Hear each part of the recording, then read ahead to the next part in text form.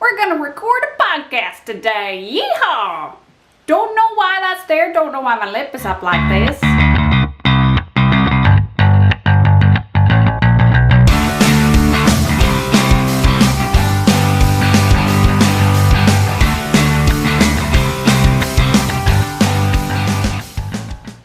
I'm looking at my notes. Have you seen my notebook? This is where I keep all of my notes.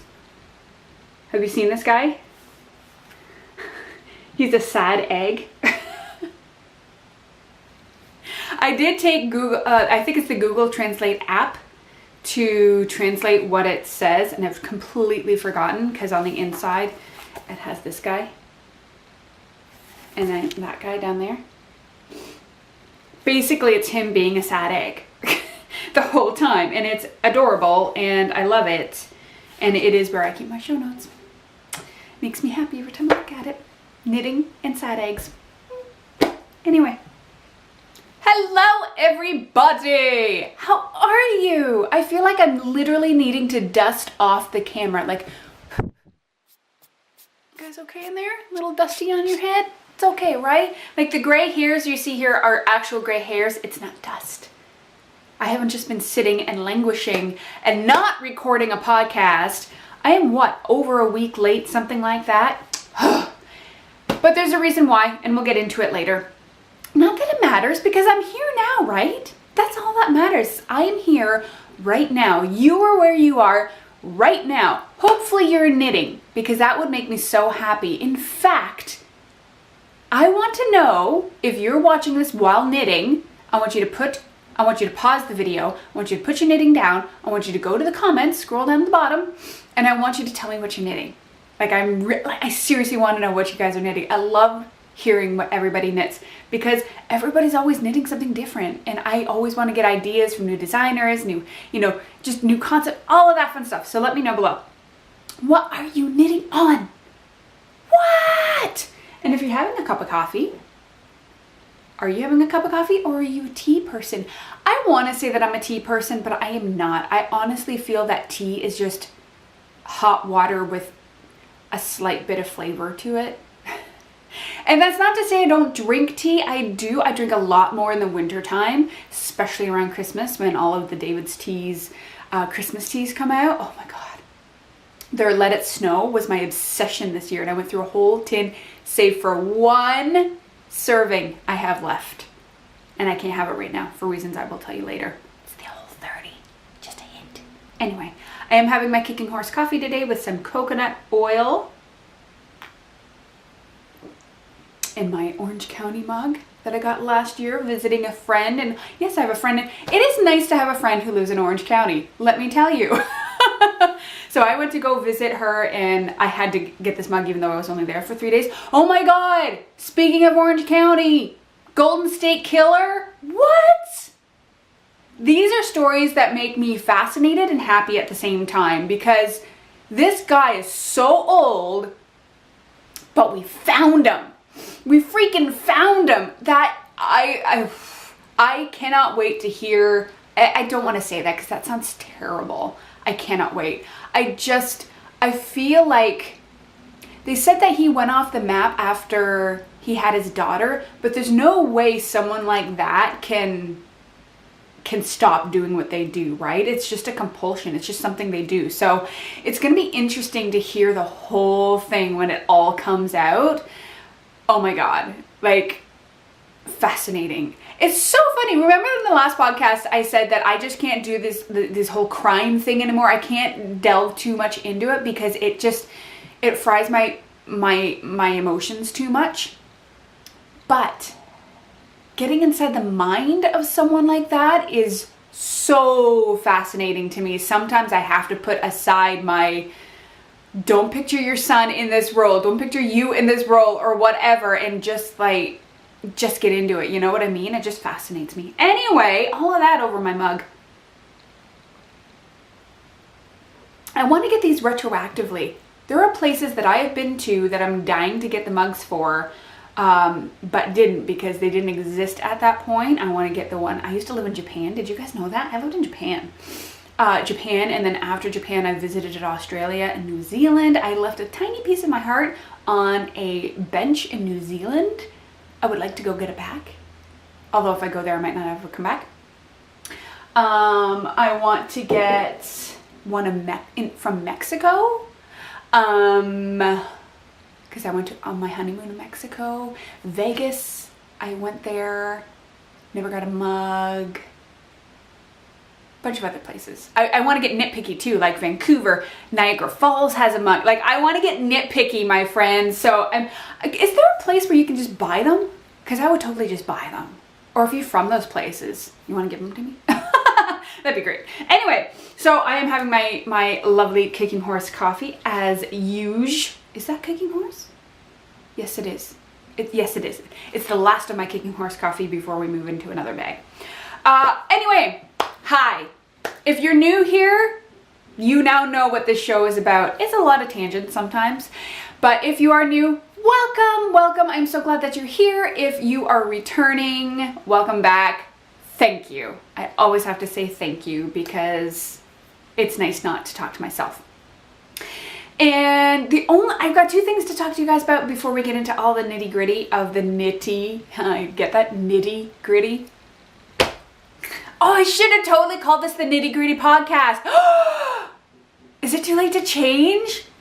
Somebody's already done that, right? Like, every knit pun is out there, right? The nitty gritty. Oh, dang it.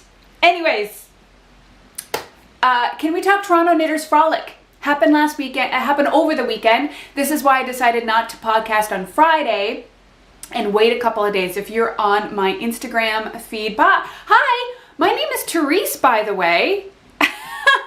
My name is Therese, and let's just keep going. I live in Toronto, Ontario. I live in a house with my husband, my son, my cat, all that fun stuff, and I come at you every other week, every other week, with an episode about knitting and fun stuff.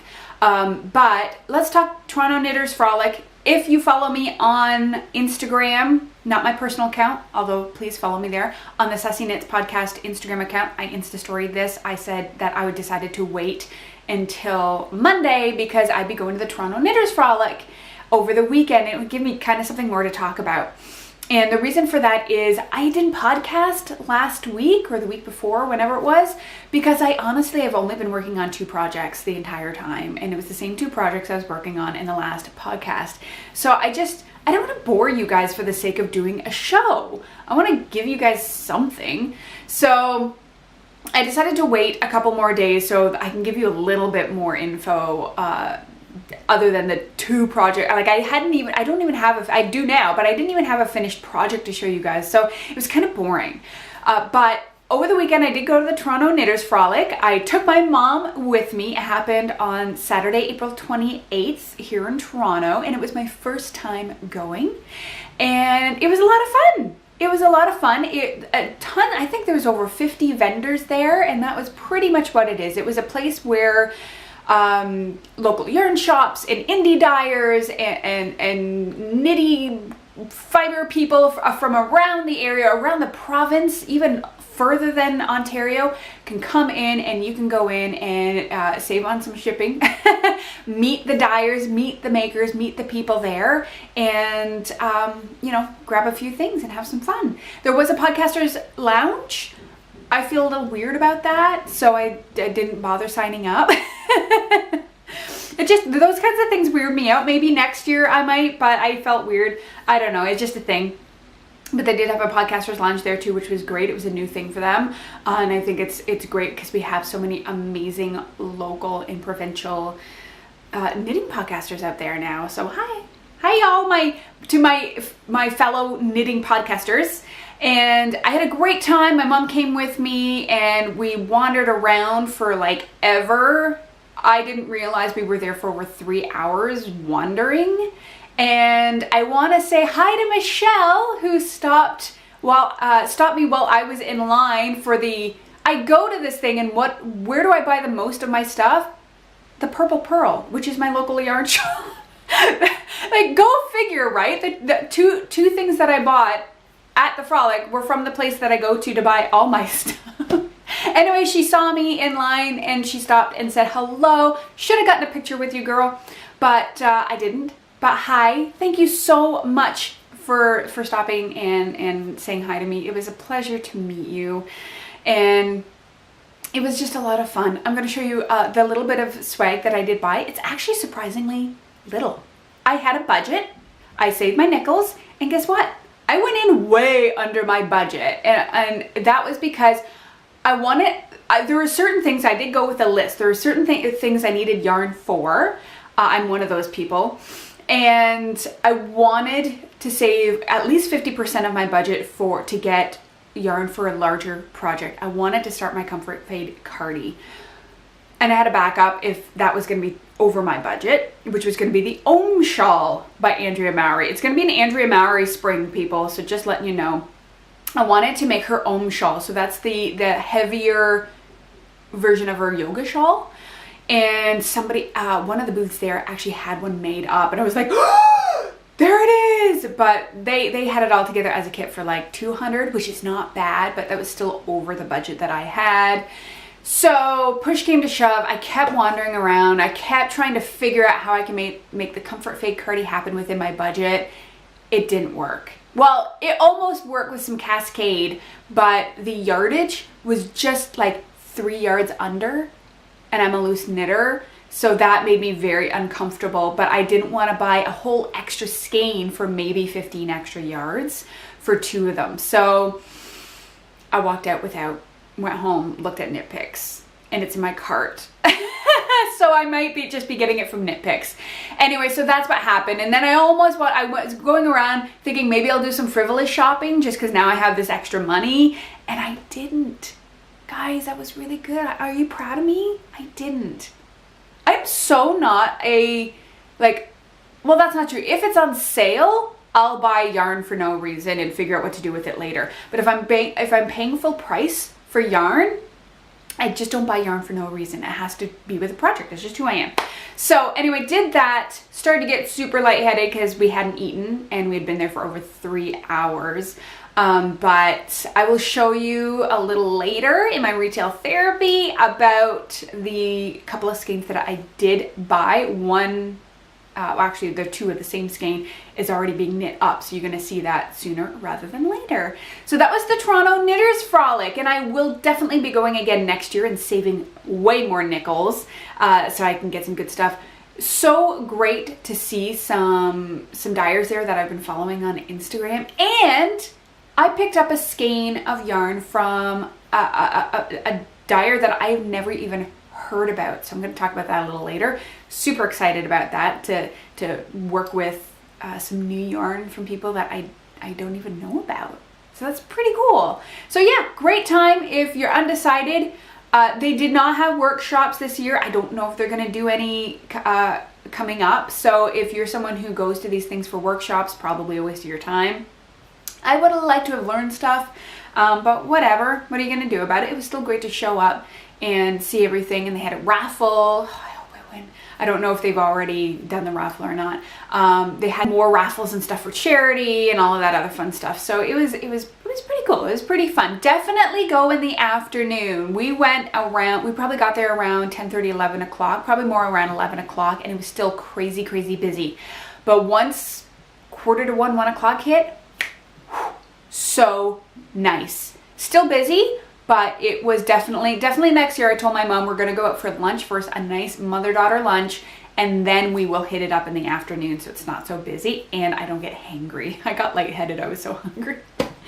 So Toronto Knitters Frolic. That was awesome. This month, cannot remember the date, May 25th, May 28th, whatever it is. I'll put it down here below because I can't even remember the name of it. Can't remember the name of it. It's in Prince Edward County, and there's a fiber festival happening there on either the I think it's the 25th because it was the 28th of April for the Toronto Knitters Frolic. I think it's the 25th of May for the one in Prince Edward County, and it is an actual like wool festival, so there's gonna be sheep there and whatnot. I'm thinking I might see if Quentin wants to go. I talked to him about it yesterday and he didn't seem too phased, so maybe he won't go and I'll just go see the sheep. Trying to convince my mom to go to this one too.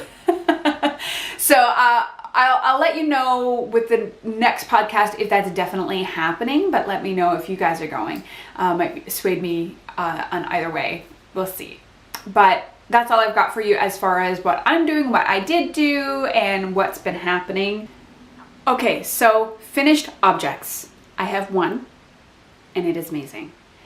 If you have not finished the Helen Stewart Impressionist MKAL, the mystery knit along that we've been doing, you might want to look away. If you haven't even started and you don't want to see what it's going to look away. This is the spoiler alert. I am fine to show you because it's been well over a week since the 4th clue has come out.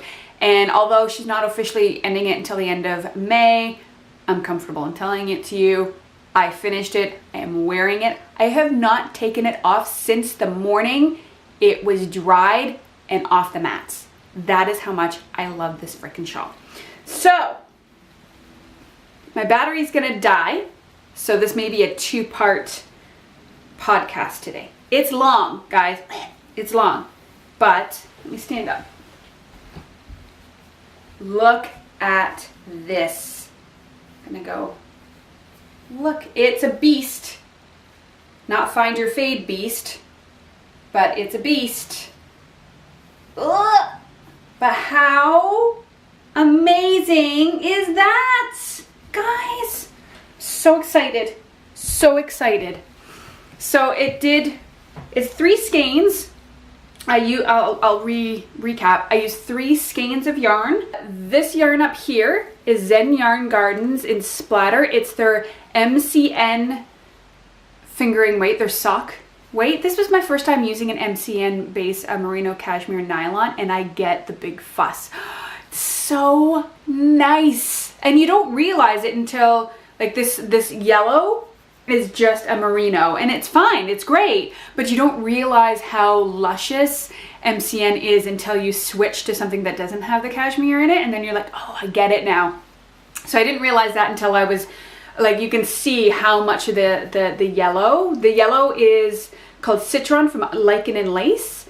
And so I had a lot of my hair, a lot of that yellow to do, and I forgot how that felt until I got back to using it right here. So you can see there's a slight fade happening that starts here, and then it keeps going and going and going, and then we get into a little bit of the 3rd color. This blue that you pick up in the final clue is a one of a kind. I don't even think there's a name to it, and it's also Zen Yarn Gardens, and it's also their MCN base. So yeah, you see this beautiful delicate lace that to me looks like a flower. Down here, however, something happened on the lace. It's supposed to look like a bunch of little flowers. There is a good example somewhere along here. I did all right, and then I don't know what happened. I don't know what happened. You can kind of see it right there. And then it just went all to hell. All down there. So anyway, I am a huge fan. I think you can still purchase it, but now it won't be a mystery, like you'll have the whole thing. So if you want to purchase it, you can still get it's still called the Mystery Knit Along. I'm sure she's gonna have it out with the picture and everything once May is done and over with and the MKAL is officially over. And you can get it if you want. These beautiful little picot edges. My first time doing a picot bind off. It did take a little while, but I enjoyed it because I've never done a picot edge before. So that's all I'm going to say about that, which was still quite a bit. I do love it. I have realized that I do prefer a crescent shaped shawl over a triangular one at this point in time. I really liked it. It is a little longer than I like because I don't know what to do with the ends other than continue to wrap it around myself. But all in all, it's my favorite. Like I said, since it dried and I took it off the mat, I haven't taken it off. Like, I love it that much. So bravo, Helen, bravo. All right, let's move on to works in progress, shall we?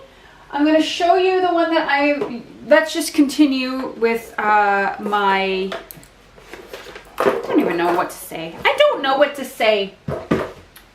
I've been working on the Amory pullover by Isabell Kraemer. And last time I said I might be done because I've been waiting several days in between the clues to come out. I'm not done. Are you insane? But I got quite a bit done. Look.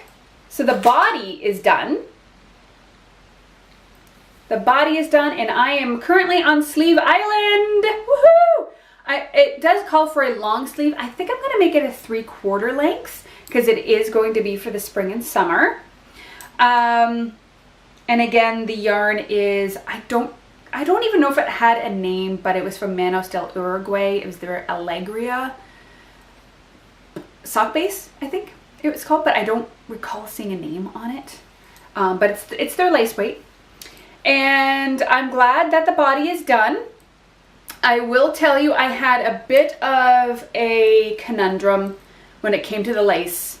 You can't really see it well. You probably won't see it until it blocks out.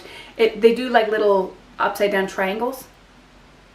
And then every other row they go like here and then here and then here and then here. But somewhere along their lines I effed it up. And it looks kind of like the last part of my shawl. But then I figured out what I was doing and I got back on track. Again, it's hard to tell here. I think when it's blocked out you would see it better. So I had to decide whether or not I wanted to rip it back and redo it or just keep going. In the end, I actually decided not to rip back. I know. Normally I would have decided to rip back because it's the lace part, right? But it's lace weight. And I don't have like a lifeline there, and I didn't even know where to go back to. And I knew the pain in the butt of going back and trying to fix it was going to be more than just leaving it there when no one's really going to look at that. I mean, if anything, I'll point them to the bottom part or the very first couple, which are really great. And maybe once I block it, it won't look that bad. Like, I really need to wait until I block it to see what the damage is, because sometimes that just happens with lace weight, and I can barely sometimes tell looking at it. So I decided not to worry about it too much. I mean, I can see some of it there. I can definitely see where it is, but it's not like, oh, I can't even do it. It's not the whole thing. There's just certain parts where the lace screws up, right? So I'm not worrying about it. I'm really not worrying about it. And so I kept going with it, and I bound it off, and the body's done. And I think once it blocks out, it's actually going to be nice and long, which is what I wanted. I like my shirts to go about midway around my butt because I am short and I carry a lot of weight in my butt. Not my waist. My waist comes in. I'm definitely a pear shape where I don't have big boobs, but I have big hips. And my waist comes in and then it kind of balloons out a little bit. So high-waisted pants, not good for me. They just gape out at the back. I actually have to wear kind of low-waisted so that it goes around my hips. So I like these to be longer because I'm also short. So if I wear anything cropped, I just look.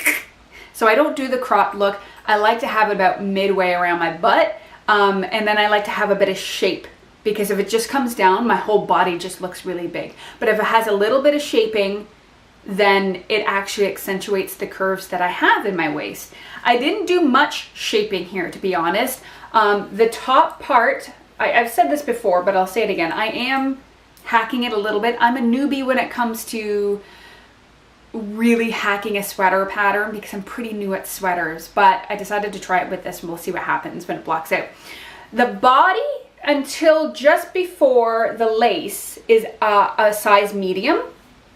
And then the lace part, I went up to a large to accommodate my big hips, but then I also have very big upper arms. It just happens when you lose a lot of weight very fast, it kind of doesn't go away. Plus I'd been overweight since I was a little girl.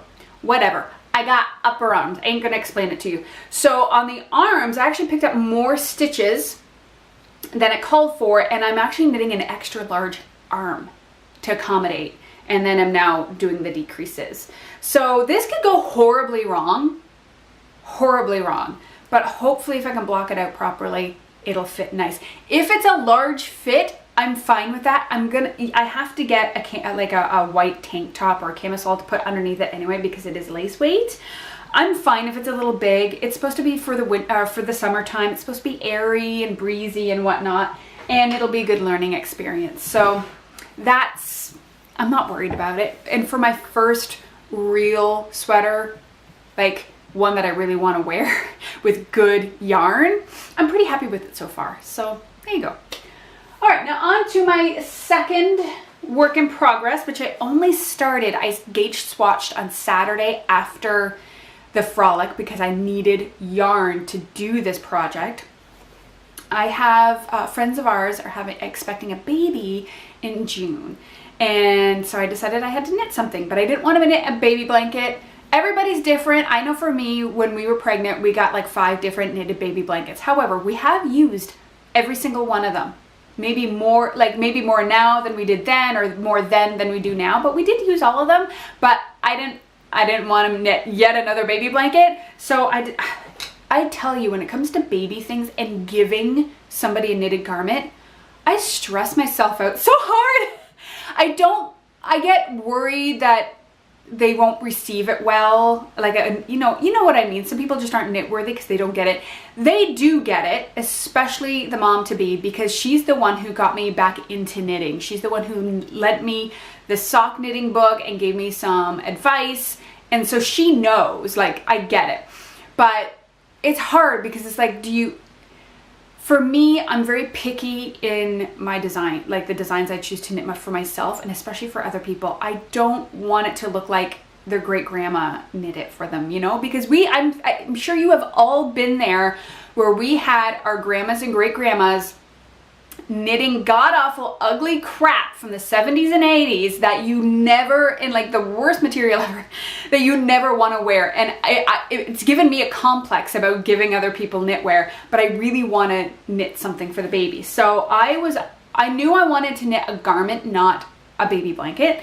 And so I went on Ravelry and spent, oh my God, forever. And then I got my husband to look at it because he knew what I was looking for. And he was able to say that looks like a grandma, even if I liked it, he's like, that looks like a grandma knit it. But he really liked this one. And not surprisingly, it turned out to be a Joji Locatelli pattern. It was one of her very first patterns she wrote down and put on Ravelry. So it's definitely not like her patterns now, let me tell you. And this is gonna look like nothing right now, but it is her garter stitch baby kimono. And let's see. I had to hack it a bit because she knit it flat, and then there's a part where I honestly just didn't understand the directions. I think maybe because I'm a newbie, or maybe because everybody else seemed to be able to do it. But I figured out a way to hack it for me that's going to do well. So it's just, I don't have the picture. And if I do this, you're gonna see, I'll put a photo right here of what it's supposed to look like. Now she has it, you knit flat, and at one point you start decreases on either side because it's a kimono. So you can see, oh gosh, how do I hold this? You can see over here how it decreases from, there's gonna be buttons over here and it goes up. So it's actually, you start at the bottom and work your way up. So there's decreases that start here and work all the way up. Well, the way it was, I didn't understand it. I just did not understand it, but the way she wrote it out on how to do it, so I hacked it. So I'm actually working the sides, and this is the back, separately now, once the decreases started. So I just finished this, so this is the one wrap around. I'm now working on this, which will be the other wrap around, and then I'm going to be working the back up, bind it off, and then you have to pick up the stitches for the armholes here, and then knit flat, and then they're seamed together. It's very interesting. And then you pick up stitches and you do some garter rows, which would be a great opportunity for me to add another color. I may see what's in my stash if I want to border it in a different color. This yarn is Debbie Bliss. It was on sale at the Purple Pearl. They were selling it at the Frolic for $5 a skein. There's only 50 grams. Typical me, I wanted to knit it for a 3 to 6 month baby, which would have been 150 grams. I wrote down 100 grams, bought 100 grams. So now I'm making this for a newborn who will be born in June. So I'm not making it long sleeve. I'm gonna actually make it short sleeve instead. Hopefully that will help with save on some yardage. Just because I am a looser knitter and I'm afraid I'm not gonna have enough, I'm gonna make it short sleeve, and hopefully they'll be able to put it on the baby at night if they go out in their backyard or whatever and they need something a little bit more cozy around her. They'll be able to do that. I also chose this as a beautiful emerald green because I wanted to get away from those traditional blue and pinks. Not that I have anything wrong. I love both those colors, but you know, we're getting beyond having just blues and pinks for girls and boys. So I love this emerald green. I think that they'll really appreciate it. And then there will be buttons. I like to get some wooden buttons. Almost thought yellow, but then I found that might be a bit too elvish. I don't know, just yellow and green reminds me of like elves from Lord of the Rings. So I'm gonna get some wooden buttons. There's just 2 of them and it just wraps around nice and snug just to provide a little bit more warmth. So I am knitting these on size 3.75 bamboo chow goose that I bought, and it's working really well. I love them. Yeah, 3.75 chow goo bamboo, and they work great. They don't have the same cord as the red lace, so it doesn't have that beautiful magic that the red lace cords have, but it's working up just fine. Putting it in my mom's prototype bag. She is busily working on more, which I'm very excited about. So those are my 2 whips. That's it. Right now I am monogamously, furiously knitting on that little kimono because the baby shower is this weekend. So I cast I gauge swatched on Saturday because I knew I need to get this done fast, and if I screw up, if there's something wrong with it, I need to be able to have time to do it. I do not need to give it to them on the weekend, but it's my goal to have that as part of their baby shower gift. So until that's done, I am not working on anything else. I'm not working on that sweater, nothing until it's done. Although I'm practically done already. I'll probably be finished and it will be blocked on Wednesday. The cashmere, the yarn, I said it was a Debbie Bliss yarn. Hold on a sec. Let me bring this back. I'm being a bad podcaster and not telling you everything about this yarn. How dare I? So it's the Debbie Bliss Baby Cashmerino. It's 55% wool. What the heck is it? 55% wool, 33% acrylic, and 12% cashmere. I really hope that they can wash it okay. I think it just says no dryer. So we'll see. Even though she's a knitter, I don't know if she's a knitter that cares to hand wash. And I really didn't want to get a material that you have to hand wash, but there's that acrylic factor in there, so I'm willing to chance it. Could go horribly wrong. It could wind up being felted. I don't know. It'll still look nice even if it's felted. Then she might really look like an elf when she's born. All right. I'm just cruising along here. I'm going by really fast. I'm talking a lot, aren't I? I think it's because I know the battery is going to die and I want to get through this before the battery dies, which is silly because I have time. It's not even 1 o'clock. It's probably about 1 o'clock. Anyway, I finished my coffee. Maybe that's it. Although I don't get jitters from coffee. This is just who I am. Whatever. Let's talk about retail therapy. You would think that after going to the Toronto Knitters Frolic, I would have a ton of things to show you, and I don't. I did mention that I probably spent about maybe half the budget that I went into, which is amazing. I was so close to just spending the rest of the money for whatever reason, but I didn't. And now I'm thinking, oh, there was a couple of pom-pom magazines I could have bought and this and that and the other thing, but whatever. I'm happy with what I got. So I really only bought 4 things, and 2 were the same skein. 2 were that Debbie Bliss baby cashmerino that you saw. I got 2 skeins of that. Purple Pearl had them on for only 5. They were 50% off. Normally 10 bucks, 5 bucks a skein. Could not say no. I am now like, what was I thinking? Because I want to make the same kimono for my other friend who is due in September. She's having a boy. I want to make the same thing. Why I didn't just take advantage of the fact that that was on sale and get more is beyond me. So maybe, hopefully it's still on sale. Maybe they're just trying to get rid of it, so they put it on a steep discount. I don't know, whatever. So I bought those 2 things. And then I've been wanting to find a good skein of yarn for the next sock pattern in the Curious Handmade Sock Society pattern that came out at the beginning of April. And it's called Magnolia. And I've seen the pattern and I knew in my mind I wanted pink. I wanted pink for this one.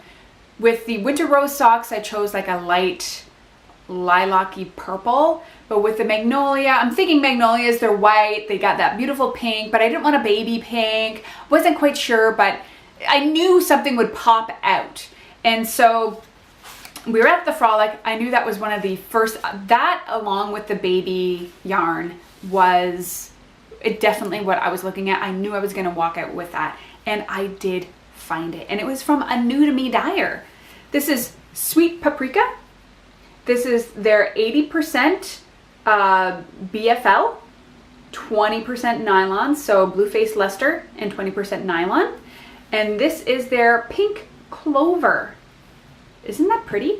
Hopefully, I don't have a monitor that shows me what you guys see right now. It's on the back of the camera. Hopefully this is showing up properly, but it's different shades of light pink, medium dark pink with a little bit of purple in it. And I looked, they had a book with how a lot of their different yarns have knit up, and I saw this. And because what I was concerned about is if there was too much color in it, would it take away from the pattern in the sock? And they had, I think it was like a sweater that had this as the color, and it had a pattern in it, showed up beautifully. So I knew that this was coming home with me. So Sweet Paprika, I think it's their pizzicato. Pizzicato is very Italian, right? Pizzicato base. I think this is their sock base because it's 80-20. That's usually a sock base. And yeah, I'm going to make my Magnolia sock. So I cannot cast this on until that little baby kimono is done. So this is their, I'll show you both sides. Sweet Paprika Designs. And this is the back.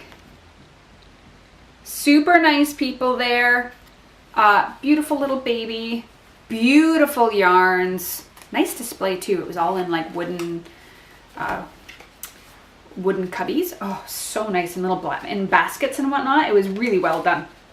So I picked that up, and honestly guys, I only picked up one more thing. I know, right?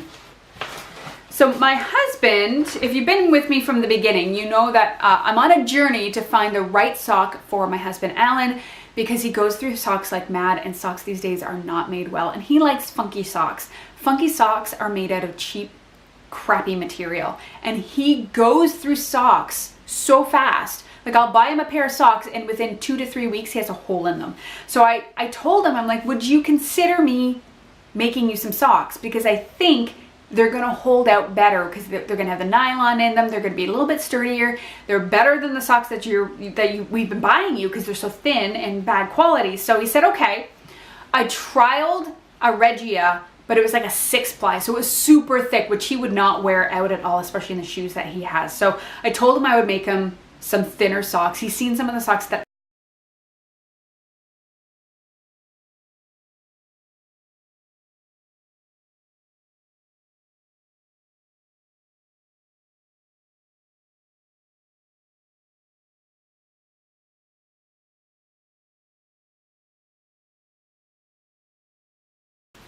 So if you start winding it from the same end, and you start at the same end, it's great for 2 at a time toe up. Considering it, not sure. So that you get the same stripes. So I'm gonna attempt that. The good thing is I do toe up, so it doesn't matter where it ends. I'll just keep going until it runs out. He's got big feet, and if you knit socks for men, gosh, it's expensive to knit socks for men. So I don't know. I mean, it's more yardage, but it's a thinner weight. So we'll see. We'll see what happens. I know it's gonna fit over his ankle. That's fine. I just don't know if they're gonna wind up being shorties or not. So we'll just see what happens. I don't know, but I think this is gonna be perfect. I think it's gonna be a perfect weight. He's actually gonna wear it. I think that's awesome. It's like turtle purl. This is my first time doing, I've done self-pattern before, but not self-striping. So I'm super excited to give these a shot. So that's gonna happen as well. So I've got 2 socks to knit up. One for me, one for my love. I did see a couple of other ones in the Turtlepurl one that I want, but I didn't get it. But of course, now that I didn't spend the money, I'm like, oh, I should. Well, I was thinking of getting another set, but we're coming into the summertime. I don't want to be, I love knitting socks, but I don't want to be knitting so many socks right now. It's just impractical. Alan wears socks pretty much all year round. I do not. So it's more practical for me to knit for him than it is for myself, and I might just keep doing the Helen Stewart ones until about August, when I'll start fall and winter knitting again. But that was pretty much why I said no to them, but it was on sale, so I probably should have just picked it up, right? Whatever. Anyway, so this, the Debbie Bliss for the baby, that's all I got, which is enough. It's enough, because I'm gonna save the pennies that I saved to either get the Comfort Fade Cardi that I want, like the stuff that I want, or save that for any upcoming sales at my local yarn shop. That's when I kind of go crazy and buy things that I don't know what I'm going to do with because it's on sale. I think that is all I have. Let me check my notes. For yarn, it is. So let's move on. I'm going to have some water. Hold on a sec. Hold on a tick. To my favorite things. I have some resources and a product to talk with you guys about. So I am literally, this is day 15 of my Whole30. If you're not familiar with what the Whole30 is, it's a nutritional reset for your body. Obviously, what else would a nutritional reset do for you other than your body and your brain? My whole being. It's a nutritional reset for my whole being. And what it does is it takes out very, I don't want to say popular, but I'm going to say popular, and you'll get what I mean in a moment. It takes out very popular inflammatory ingredients from your diet. So these are inflammatory ingredients that a lot of people are sensitive to. Things like gluten, dairy, beans, sugar, alcohol, processed foods, you know, all the things that people do tend to have a lot of sensitivities to. Takes it out of your diet for 30 days. This is very simplified, by the way, and the resources I'm gonna give you will help you to understand that. Take that out of your diet along with a couple of other guidelines, and then after about 30 days, that's just a rough guideline, about 30 days later you should be feeling amazing, and then you start to slowly, one food group at a time, add them back for a day and just see how your body reacts to it.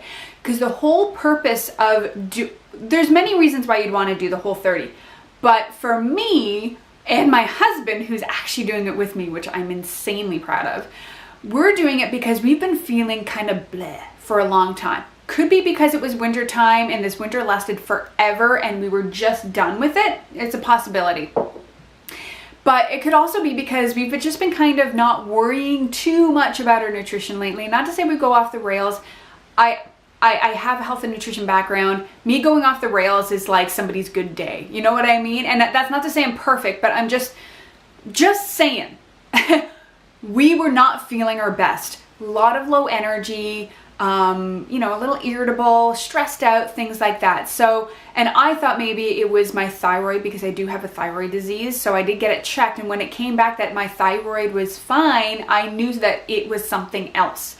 And I always start with my nutrition first. Always, always, always. So I decided to do, this was the perfect time to do the Whole30.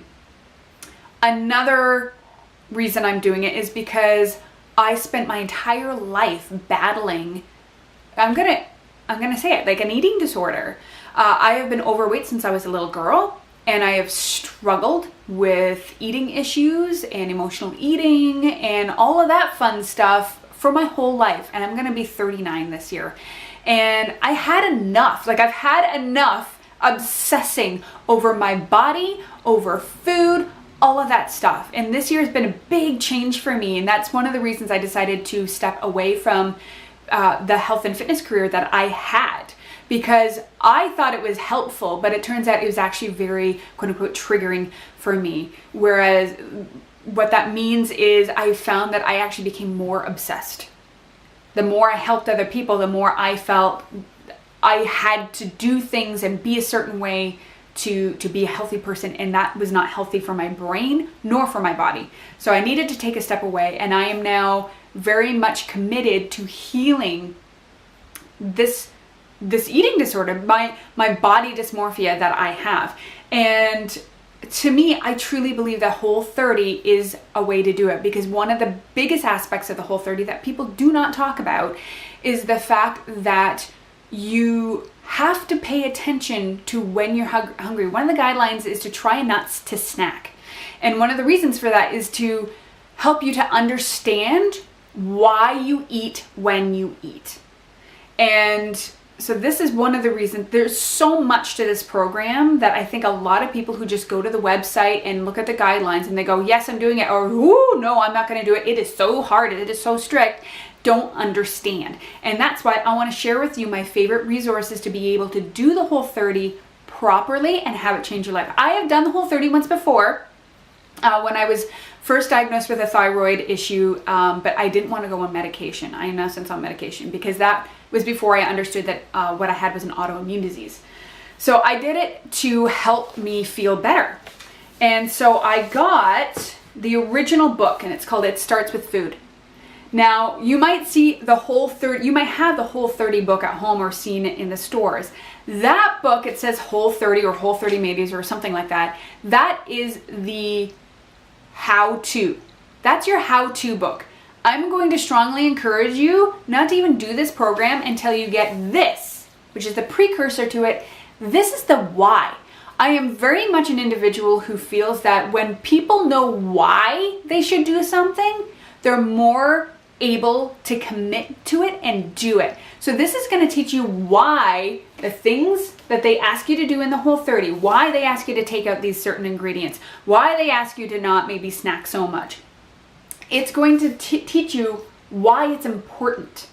And so when you're armed with that knowledge, you're better able to actually do the program properly. And then at the end, it does walk you through how to do the Whole30. So I would suggest you read this first, then you get the Whole30 book. You don't even need it at that point. You really only need this, and then I've got something else I added.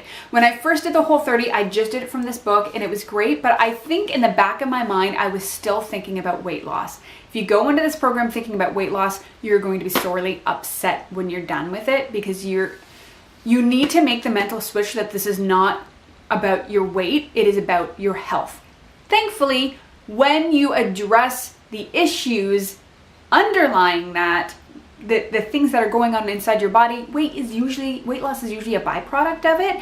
But like I'm so freaking tired of wanting to lose weight. Are you with me? I'm so freaking tired of it, and I'm done. I just want to be healthy. I want to feel good in my skin. And so this is what's driving me now. And I want to heal my relationship with my body and food. So doing it this time around, I've made some changes. Not only am I following the program, and I got my husband to do it too, I purchased these books, which just came out both in the fall, both to go with the Whole30 program. This one here, Food Freedom Forever, followed by, this is a journal. It's the Whole30 Day by Day. So this is from one of the co-authors, Melissa Hartwig, who helped to co-create the program. And she gives you so many great tips on how to find food freedom, how not to obsess, how not to think of food as good food or bad food, just to think as food, but to help you let go of binge eating and all of that stuff. And spoiler alert, one of the first things she asks you to do is to do a reset. She obviously is going to recommend you do the Whole30, but if you really don't want to, she gives you ideas on how you can do your own reset. But there's a reason she asks you to do a reset at the beginning. I'm not going to give away the book. So you do the reset for 30 days or however long you need to, and then you continue to read the book. She helps you through the reintroduction and life beyond on just how to freaking live your life, still being able to eat the ice cream if you want it, still being able to eat your Smarties or whatever, but stay on track. And I love this book because I think this is one of the few books where the author is not only an expert at it, but she's so real, because she will say, you're not meant to eat perfectly for life. You will always fall off the wagon. But what if we took the words fall off the wagon out of your vocabulary and just called the days that you have pizza, or pizza and ice cream, just another day? Because then the next day you just eat normally again. Why can this can be your life. This is your food freedom, or whatever that means to you. And she teaches you how to do that. This has been amazing. You're not supposed to really read through it until after you're done the reset, but this is a book I will reread, and I think I will need to reread for a long time. It is just so realistic, so down to earth, and she really helps you to understand, to help you understand what parts of your mind have been just influenced by diet mentality in the world, and then how to restructure that to just live your freaking life. Okay, so I've been doing that, and at the same time every day I've been doing these both came out almost at the same time, the Whole30 day by day, and it's her journal, and it's meant to go along with the Whole30, and it just has each day in there. She gives you some tips and motivation and whatnot, and then it leaves you a space for you to write down your thoughts, your non-scale victories, because you're not supposed to step on the scale at all. I didn't even step on it before I started. I do not want numbers. I'm tired of numbers. How your energy is, your sleep quality, your cravings, your reflections, all of that. So for me, doing this now and journaling it every day in this book has helped me to keep my mind on what's important. And that has been, how do I feel? How do I feel? So we are now literally halfway through. I admit I'm sick of cooking. While the battery was dead and charging, I went down and meal prepped some breakfast for tomorrow. I'm officially sick of cooking, but I'm doing it, and I'm so happy my husband's doing it with me. This is something that we've been doing together, and it's been so much easier doing it with him. I'm really happy about it. So if you have ever even thought about doing the Whole30, if you are experiencing a lot of fatigue, if you have an autoimmune condition, if you know that a lot of your physical symptoms, including being overweight or inability to lose weight, oftentimes, 99% of the time, we're now understanding that the reason for that stems from some sort of sensitivity to a food that you probably don't even know you had. And so this would definitely be for you. If you're looking for another way to lose weight, do not do this program. It'll F you up. But if you're serious about getting to the bottom of some conditions, or maybe you just suspect it, or maybe you just want to feel better and you've been feeling blah, give it a shot. But I highly, highly recommend that you do all three of these in conjunction. Maybe you just want food freedom. Hello, best way to do it ever. In my opinion, I've been overweight my whole life. I've been a health and fitness coach for almost a decade. And I do believe that this combination is your answer. I'm saying it. I'm saying it. The other thing I wanted to mention, my other favorite thing, is this sucker right here. This goes with my Whole30. So this is a tincture. The St. Francis brand is a Canadian brand, but this is their Hepato DR, and it's a liver health tincture. Now, we're getting into some health and fitness here. Hope you don't mind. It's still a passion of mine, even though I don't do it for a living. Your liver is a big deal. And if you don't know this, I'm telling you this now. Your liver serves over 500 different functions in your body. So if your liver's screwed up, you can just imagine what's going on in the rest of your body. One of your liver's biggest jobs is to detoxify your body. It is your natural detoxifier. You can think of it as the air filter for your body.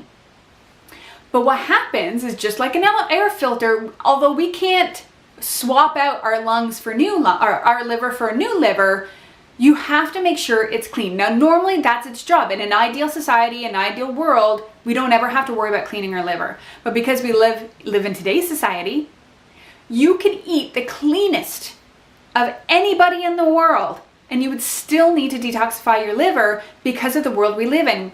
You put we have such an incredibly high amount of environmental toxins that come into our body every single day, from the products you put on your skin, from the air outside, from the air inside. All of that actually gets absorbed into your body. Even if you don't eat it, the things in your environment get absorbed into your body. And there are things that you can make sure your house is the cleanest house on the planet.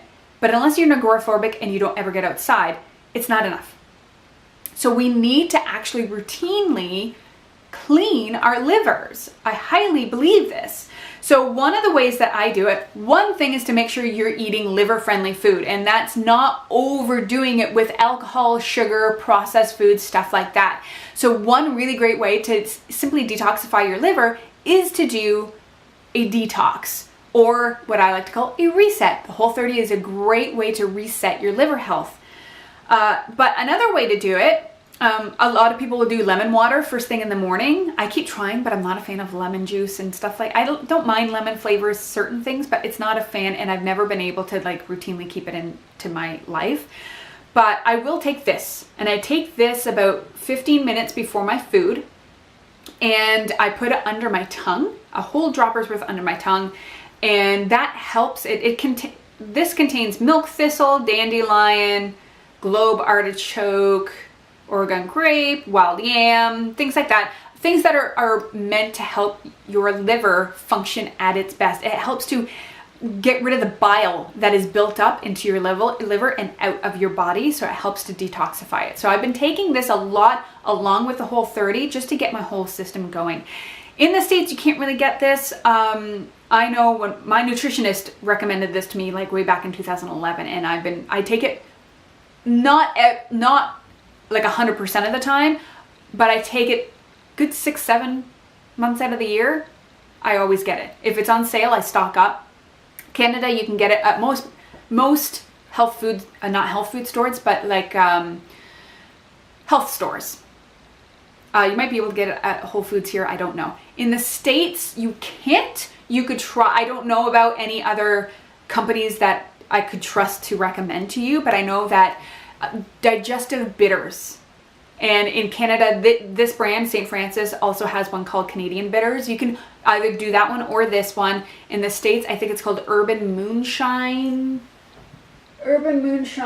Digestive Bitters is one my nutritionist, who I trust with my life, she recommends to American clients. Use that just before your food, and it's going to help your body to digest better, to get all the yucky stuff out. It's not enough just to take this alone, mind you. This is not a quick fix. It's an aid. Just like any supplement is an aid, you can't fix a bad diet. So you need to do this in conjunction with a good diet.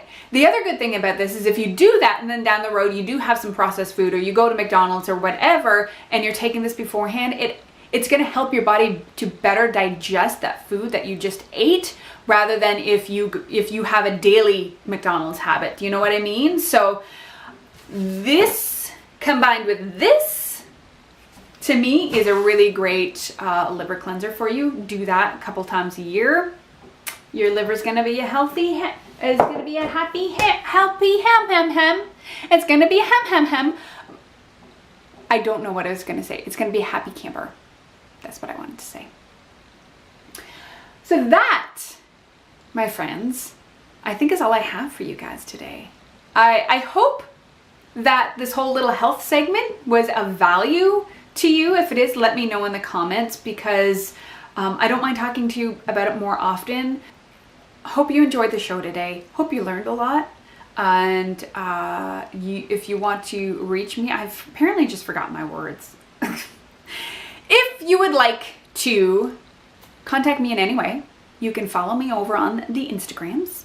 It is Sassy Knits Podcast on Instagram. Or you can send me an email at sassyknitspodcast@gmail.com. I would love to hear from you. And that is it for me. I will be back in 2 weeks with our penultimate episode of the season. Yes, there will be 2 more episodes of the season. Then I'm going to take a little break, and then we will come back with second season. So I'm just now being awkward because I have nothing left to say. All right, guys. I will talk to you later. Okay, bye-bye.